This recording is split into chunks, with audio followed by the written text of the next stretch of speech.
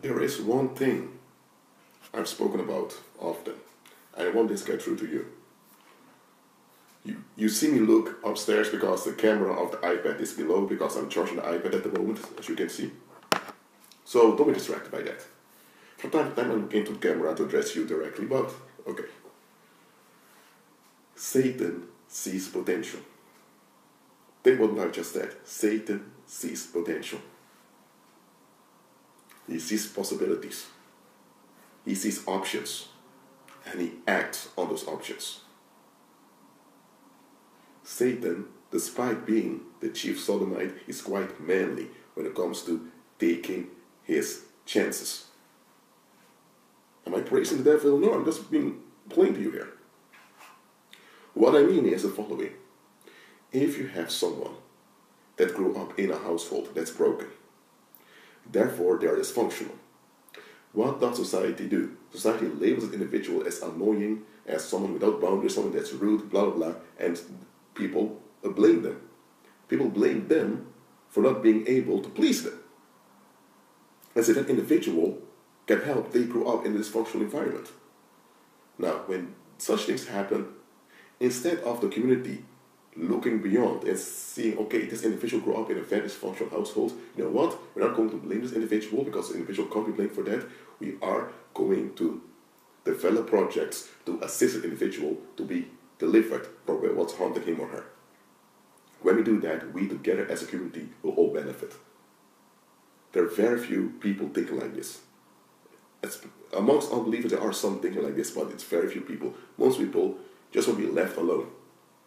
If you have your frustrations, if you're thinking it's your fault, you deal with it, I want to be left alone, make sure you please me. If you don't please me, I'm upset and you need to look out for me. That's the narcissistic attitude of most common people. Satan, however, sees it like this. Frank had a baby with Sarah, but Frank was not the responsible father. Okay. Sarah didn't manage her relationships well, so her daughter, Elsa, is out of her mind. Elsa can't help it, you know what? I'm going to solve this. I'm going to give the common people the relief that they're craving by drawing Elsa into a cult. And when Elsa's in a cult, people can blame her and say, you see, she's in a cult, she's crazy, and people can be relieved. And by relieving them, I keep them trapped in the negative and they'll perish. Meanwhile, Elsa, or Elsa, if you want to call her, Elsa now is in that cult, and demons are using her to draw others in deception. What has happened there? The community had an opportunity to do what's right, to do what's best for everyone. They refuse to. They want to will whatever they will. They want to be left alone, seeking relief. Because of this, they contribute to injustice towards this Elsa. Okay? Whether Elsa was in the right mind or not doesn't even matter. They complied with injustice. By doing this, they enabled evil spirits. And Satan now looked at the situation. Demons report to him. He says, great. Oh, I have plans for this Elsa. Oh dear. Jezebel? Yes, master. Bring a few desperate women onto the pot of this Elsa. Just young girls who are insecure. Just push them towards this Elsa. You, Beelzebub. Yes, master. Bring some lesbian dyke into the environment of this Elsa.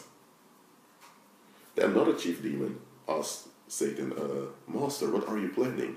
The master said, don't worry about it, just trust me, I know what I'm doing. And Apollo, who's the ruler of the darkness, who's the heir of Satan, well, Satan was going to fit the Most High. With the Most High, Christ is the heir. With Satan, Apollo is the heir. So Apollo tells his father, Dad, I hear you have a new project that I need to work out. What was the plan? And as a father, so son, the daddy explains to that demonic filth he brought forth, listen son, this Elsa, I'm going to use her to draw many young women into self-hatred and into witchcraft. She will not even be aware I'm using her. She'll be thinking she's doing the right thing.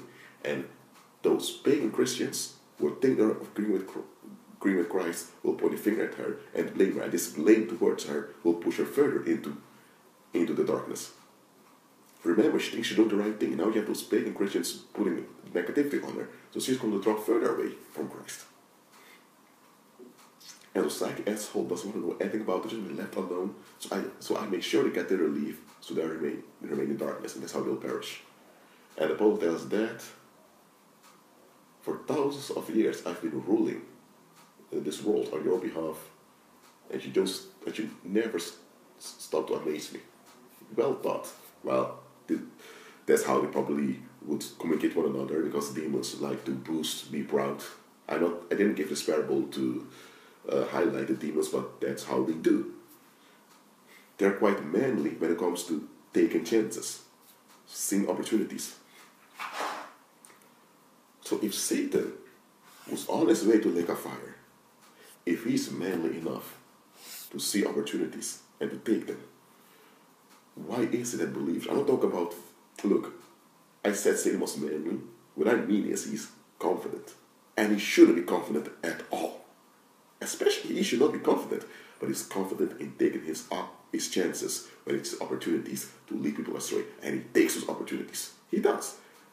He goes around as a roaring lion, seeking whom he can devour. So he can't devour everyone, but he's seeking whom he can devour. So he's looking for chances, and he takes them.